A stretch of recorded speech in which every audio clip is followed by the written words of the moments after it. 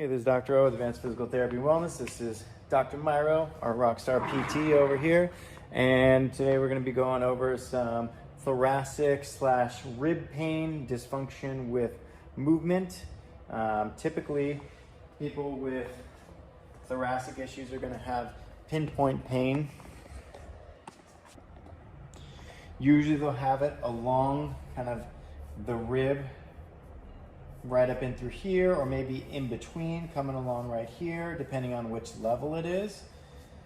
Usually below T3. You can kind of use the transverse snags above T3. So usually they'll be like, oh, it's pain in through here, here, here, or even maybe coming deeper, more into the intercostals.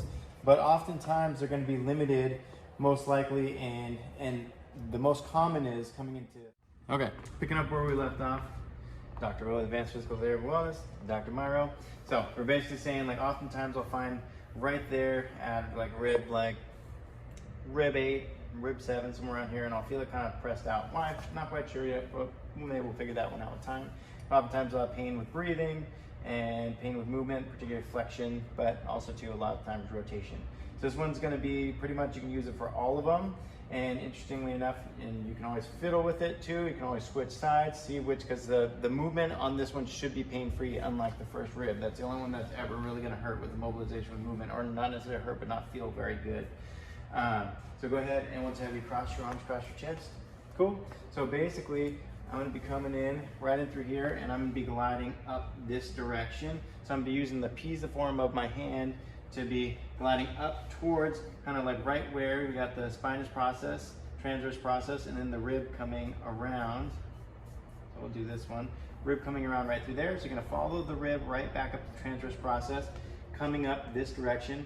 And then the movement is going to be kind of up this angular direction this way. You can always play around with that movement too, do it a little bit more toward the side, a little bit more superior, depending on pain modulation effect.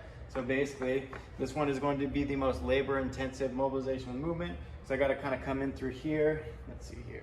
I got to kind of come up like this, coming around, and then, like I said, driving up through here.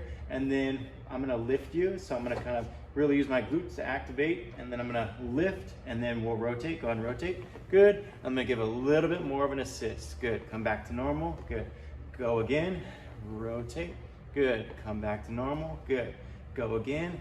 Rotate, good, back to normal, go again, rotate, back to normal, again, rotate, one more time, and then we'll hold, 5, 4, 3, 2, 1, come back to normal, sweet.